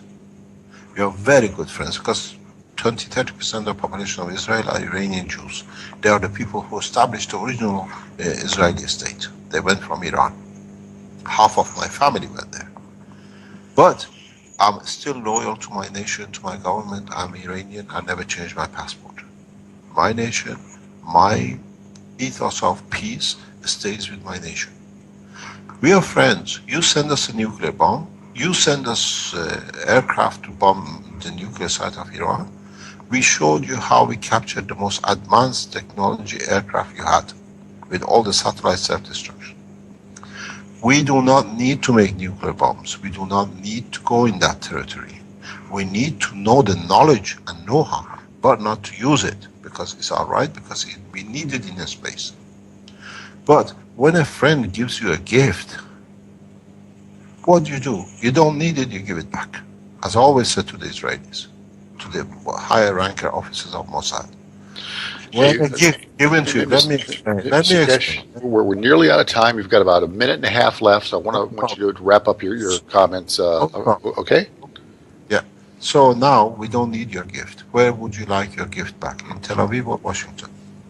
Don't even think to attack Iran. We are friends, we work as one, and my foundation is set up to start a world peace, and we talk peace through the Institute. Thank you very much for your time. Hey, Mr. Keshe, thank you very much for joining us. We've got a minute left. Any other comments from the other group, the other parties who were on the call? There's several. Anyone? We've got, like I said, a minute or so left. Closing comments from anyone? Okay. Well, I guess not. So I'll go ahead and make a plug. Let me tell you one thing. We invite the human race, or anybody who likes to be at the beginning of this change. We start on 23rd of July at 10:30. If you want to join us in the movement of peace, we're teaching freely and openly. Come and pay us a visit and celebrate the new generation of life with us. 23rd of April in Bari, Italy. Well, very good. So it's an invitation to the public. The 23rd of April in Bari, Italy, at the university. This is the Lum University. And University Keshe Foundation Spaceship Institute. Keshe Foundation Spaceship Institute. All right, Mr. Keshe. Well, we're about done. I've got a couple of announcements to make. Tomorrow, my guest is Gordon Duff. Thursday, I'll have Carrie Cassidy, and Friday, I'll have Miles Johnston. And we will. Go Can I ahead. say something? Oh, certainly. You're the guest. I'm talking to Carrie Cassidy tomorrow night in her show. Okay. Well, she's a good girl, a good friend, and I hope you have a good interview with her. She's a good person. I like her. Thank you very much. All the best. Thank you for your time. All right. Well, thank you for your time, and hopefully we'll see you in Bari, Italy on the 23rd. Thank you very much indeed. We'll enjoy your company. Okay. Well, folks, I think we're about done here. Just waiting for the background music to start up, and we're going to be signing off here momentarily. So that's what I've got. Like I said, tomorrow the guest is Gordon Duff, Thursday Carrie Cassidy, and Friday Miles Johnston. And right on cue, there's our music. Everyone, thank you much. Talking same time, same place tomorrow. VeteransTodayRadio.com, simulcast on Revolution Radio. Freedom Slips. Thank you all very much. Bye-bye. Thanks a lot, Mike. Great show. Bye-bye. Bye-bye.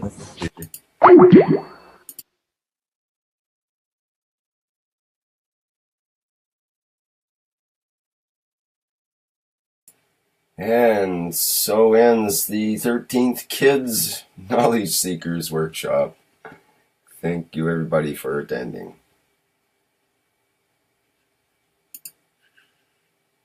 How do the kids absorb this? How are they taking to it? Are they doing well?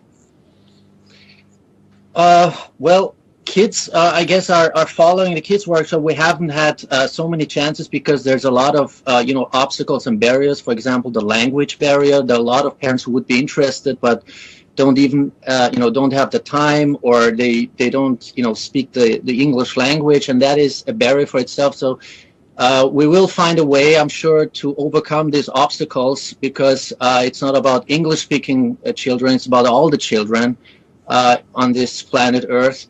So we need to build up a structure.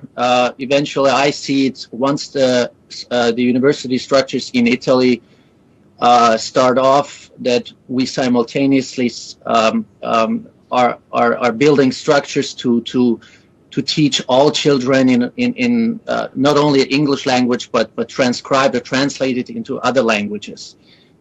Starting with the very basic stuff, with the very basic principles. What is plasma? Well, what is plasma? Why don't you tell us? Plasma consists of magnetical and gravitational fields, which is, for me, if I may explain that, maybe Mr. Keshe can do that much better, but it's about attraction and repulsion. So these are two basic principle actions which take place, and a plasma is nothing else than finding a balance of magnetical and gravitational fields.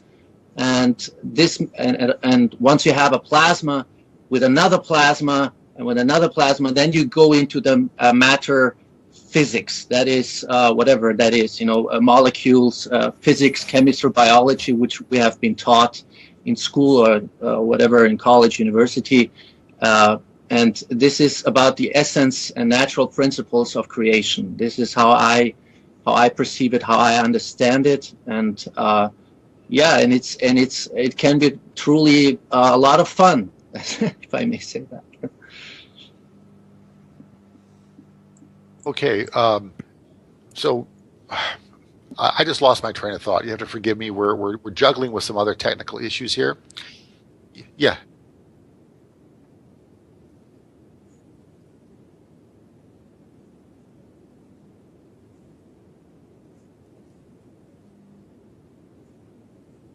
That would be outstanding. Thank you.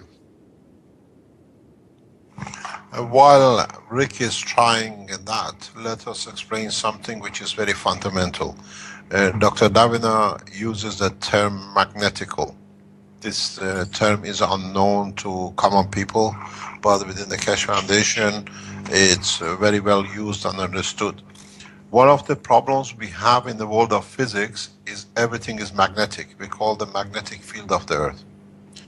So what we have made it very Well, I can't unless I've got a Skype ID for him. I have to send him a request, so it's a little late in the game for that since we're already Because broadcasting. maybe we can uh, maybe we can carry on with he's there. He's in the background. Okay, well, guys, it's no big deal. We're He's adept. there. We can see. We're Yeah, here. Can you hear me? Well, hi, Kevin. You're on with Mike Harris. You're on a live radio broadcast on the Veterans Today Radio.com as well as Revolution Radio Networks. So you've got two audiences out here listening to you right now, and welcome to the show. Thank you very much, Mike. Thank you. So we were talking to Mr. Keshe about this kids program, and that how much easier it is to teach kids the new physics than it is to try to re-educate them and make them forget conventional physics before they can learn the new physics. So what's this process about? It's an open question for anybody who wants to answer it. How does this work? The way I originally envision it is since the children are our future, I thought that it's a brilliant idea, to give this other half of the physics or the things that we haven't been learning in school, namely the plasma science that stands on its own. Teach that from the roots to the children and simultaneously to their parents, because these are totally new principles and which need to be really understood and comprehended as a totality, as Mr. Keshe used to say. Okay, and so what are we teaching? How are you transferring the knowledge to these kids? The thing is, it all starts with the principle. The principles of this science are the fields or the plasma, and this is Mr. Keshe has really well illustrated this in the very first kids workshops with magnets, with ring magnets, for example. And he shows how fields are of how we are surrounded by fields, how magnets, ring magnets, are interact with one another through their fields, through magnetical and gravitational fields, and the fields form the plasma. So before we speak about the fields, Mr. Keshe's intention was to teach the kids the correct principles, and that is plasma, as it's as a science for itself. Okay, and it's not plasma is not a two-directional field, but it's a spherical, and their interaction counts.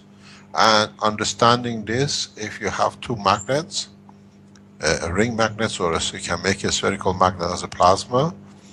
If you bring them together, not flat on the table, but standing up, you find out the field is much extended, and the direction of flow of one dictates the direction of the flow of the other one. And so, if, for example, you put two magnets on the floor, on the table, if you bring one magnet which is slightly weaker, can go closer or further from the other one. So, it's the gravitational magnetical field which dictates the position of one magnet in respect to another, or one plasma in respect to another. So the position of the Earth is dictated by the gravitational field and magnetical field of the Earth in respect to the Sun. And so, in a simple way, we try to get these youngsters to understand the totality, and then they find their own way to explain the whole structure of the physics and chemistry. And this is how simple children understand. And in a way, now we understand, for example, as we say in our teachings, why Venus rotates clockwise. We know this because the hypocrisy that, for example, Venus was hit by the meteorite and changed its direction is totally non-acceptable, because we can show with the systems we have Venus is rotating clockwise due to gravitational magnetic field created by it internally and its position in respect to the Sun. And if we increase the power of the Sun, the planet will rotate clockwise. We can show it, it's been shown a number of times. Or if we increase the gravitational magnetic field of the Mars, it will start going clockwise, anti-clockwise. So the hypocrisy that the Venus rotating in the opposite direction is not correct. It's a physical interaction of the plasmatic magnetical and gravitational field of the planet in respect to the strength of the gravitational magnetic field of the Sun and its position at this moment.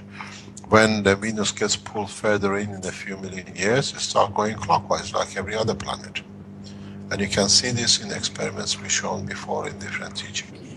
So we are teaching the correct way, that the true work of the physics, not assumptions which has been made up to now.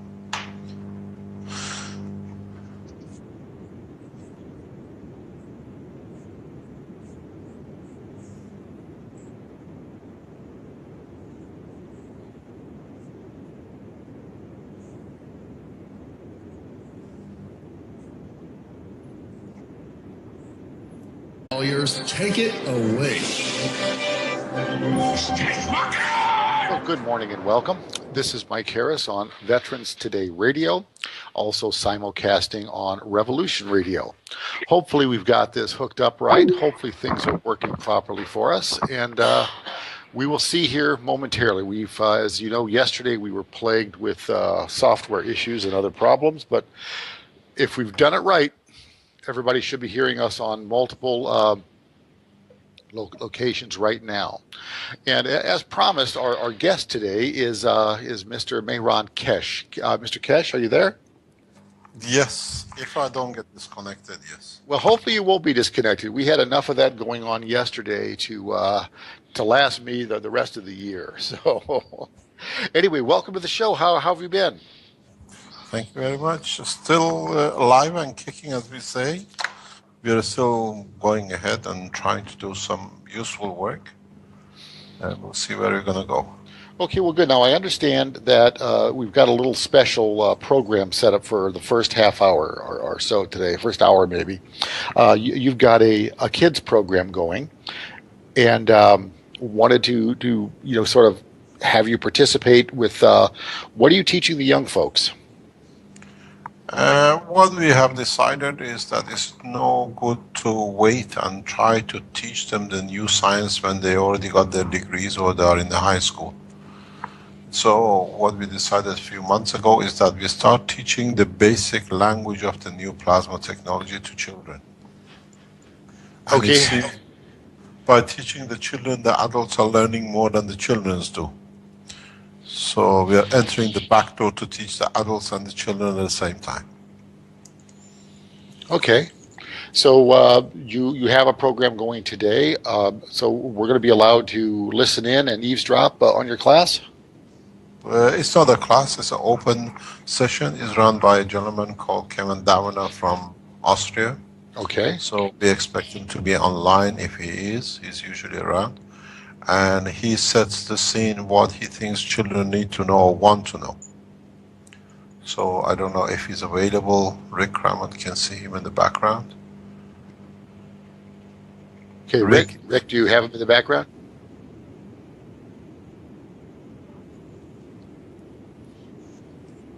Well, if possible, yes. Let's go ahead and try. And if we can't, we'll just make stuff up and wing it.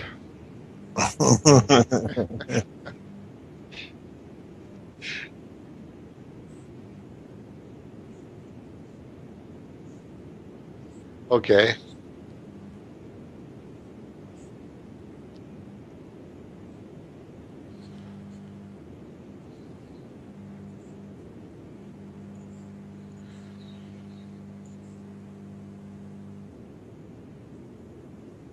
Pretty clear. When you have a magnet, they attract each other or they repel each other. So we call the attraction gravitational and the repulsion, which is the interaction of two magnetic field of two entity, magnetical.